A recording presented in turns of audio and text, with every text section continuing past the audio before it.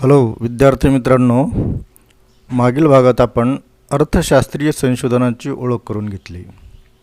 यामध्ये शास्त्र म्हणजे काय, अर्थशास्त्र म्हणजे काय, संशोधन म्हणजे काय, अर्थशास्त्रीय संशोधन म्हणजे काय आणि हे समजून घेताना संशोधनाची उद्दिष्टे, संशोधनाचे प्रकार, संशोधनाचे महत्त्व आणि अर्थशास्त्रीय संशोधनासाठी उपलब्ध असलेली क्षेत्रे यांचा अभ्यास केला. त्यानंतर कोणत्याही क्षेत्रातील संशोधनाचा महत्त्वाचा टप्पा येतो तो म्हणजे निवडलेल्या विषयाशी किंवा निवडलेल्या समस्येशी संबंधित साहित्याचा आढावा किंवा पुनरावलोकन करणे. त्या संशोधन विषयाचा किंवा संशोधन समस्येचा संशोधन आराखडा तयार करणे. प्रस्तुत भागात आपण साहित्याचा आढावा आणि संशोधन आराखडा म्हणजेच literature review and research design यासंबंधी अनेक पैलूंचा अभ्यास करणार आहोत. संशोधन विषयाची प्रत्यक्ष तथ्य गोळा करणे आणि संशोधनास सुरुवात करण्यापूर्वी संशोधकास संबंधित साहित्याचा आढावा घेणे आवश्यक असते. दर्जेदार संशोधनासाठी संशोधन साहित्याचा व्यापक आढावा घ्यावा लागतो. संशोधन प्रक्रियेमध्ये संशोधकास उपलब्ध साहित्याचे विस्तृत सर्वेक्षण करावे लागते. समजा आपल्याला सातारा जिल्ह्यातील बेरोजगारीचा अभ्यास करावायचा आहे, तर बेरोजगारीवर कोणी कोणी संशोधन केलेलं आहे, कोणी कोणी लेख लिहिलेले आहेत, पुस्तके लिहिलेली आहेत.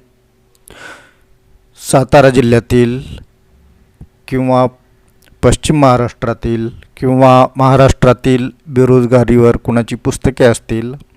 शासनसुद्धा माहिती गोळा करत असतं. नामांकित संस्थासुद्धा वेगवेगळे अहवाल तयार करत असते, जसे NSSO, CSO वगैरे. काही MPhil PhDच्या विद्यार्थ्यांनी प्रबंध आणि संशोधनाच्या विशिष्ट क्षेत्राशी संबंधित स्रोतांचे सर्वेक्षण केलेले असते. या सर्व संबंधित महत्त्वपूर्ण साहित्याचा आढावा घ्यावा लागतो. अर्थात जरी सातारा जिल्ह्यातील बेरोजगारीची समस्या या विषयावर संशोधन झालेले असले आणि परत त्याच विषयावर आपल्याला संशोधन करावायचे असले तरी आपण करू शकतो. कारण पूर्वीचं संशोधन त्याचा काळ बघावा लागतो. तो जर 5 वर्षापूर्वी आणि 10 वर्षापूर्वीचा असेल तर आता बेरोजगारीत झालेले बदल यावर आपण अभ्यास करू शकतो. पण त्यासाठी आपल्याला संदर्भासाठी किंवा तुलनेसाठी, तुलनात्मक अभ्यास करण्यासाठी आपल्याला मागील जे काही संशोधन आहे किंवा मागील जे काही या संबंधित विषयाशी संबंधित साहित्य जे आहे त्याचा आढावा आपण घ्यावा लागतो. संशोधकाने हे नेहमी लक्षात ठेवले पाहिजे की कोणत्याही आर्थिक, सामाजिक, सांस्कृतिक, राजकीय, तांत्रिक समस्येसंबंधी उपयुक्त असे साहित्य उपलब्ध असते. त्याचा वापर संशोधकाने संशोधनामध्ये योग्य प्रकारे केला पाहिजे. आता आपण बघूया साहित्याचा आढावा. याच्यामध्ये साहित्याच्या आढाव्याचा अर्थ आणि साहित्याच्या आढाव्याची गरज काय आणि साहित्याचा आढावा कसा पार पाडावायचा, हा भाग कसा कंप्लीट करावायचा. साहित्याचा आढावा याला दुसरा शब्द आहे पुनरावलोकन. याचा अर्थ आपण बघूयात. साहित्याचा आढावा किंवा साहित्य पुनरावलोकन हे एखाद्या विषयावरील किंवा समस्येवरील मागील किंवा पूर्वीच्या संशोधनाचा सर्वसमावेशक सारांश आहे.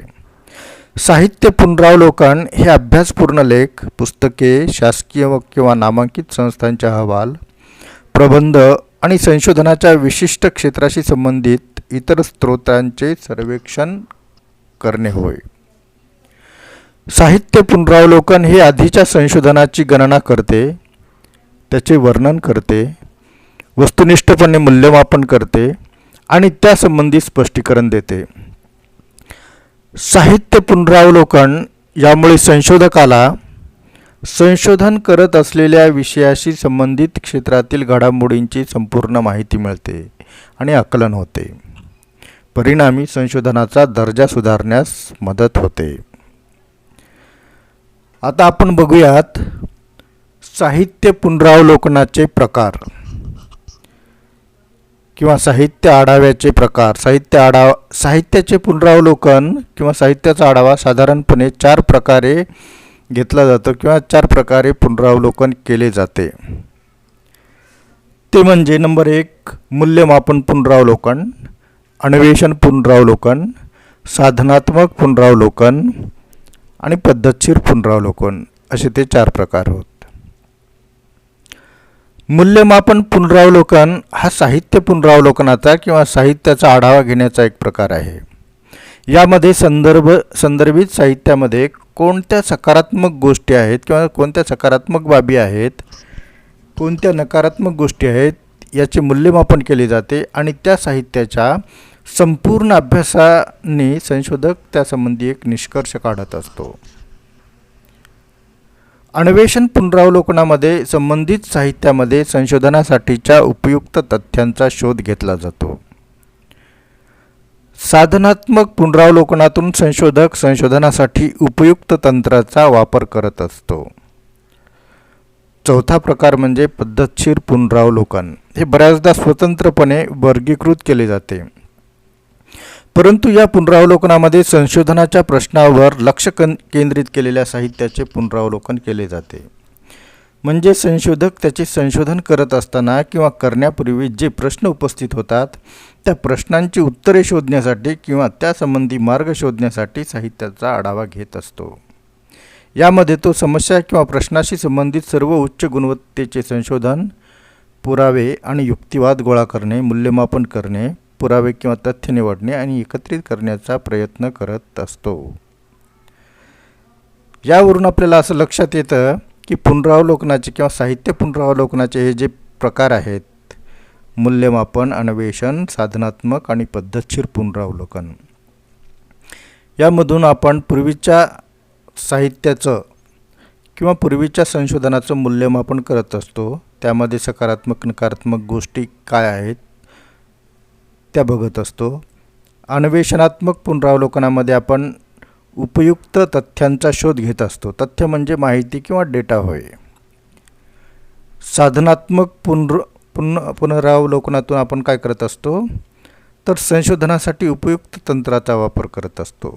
म्हणजे आपल्या संशोधनाला उपयुक्त तंत्र कोणतं आहे. आता याच्यामध्ये उपयुक्त तंत्रामध्ये सांख्यिकीचे वेगवेगळे टूल्स आहेत. Correlation, regression, chi test, T test, F test वगैरे वगैरे. तर ही जी काही तंत्रे आहेत या तंत्रांचा आपण वापर करत असतो. आणि चौथा प्रकार आहे पद्धतशीर पुनरावलोकन. ह्या पद्धतशीर पुनरावलोकनामध्ये सुद्धा आपण पूर्वीच्या संशोधनामध्ये जे काही प्रश्न उपस्थित झालेले आहेत, पूर्वीचे संशोधन करत असताना त्या संशोधकाला त्याच्या विषयावर संशोधन करत असताना त्या विषयाशी संबंधित अनेक प्रश्न पडतात किंवा तो एक पुढील संशोधकाला दिशा म्हणून त्यातून विषय देऊ शकतो की या प्रश्नावर या विषयावर संशोधन होणं आवश्यक आहे.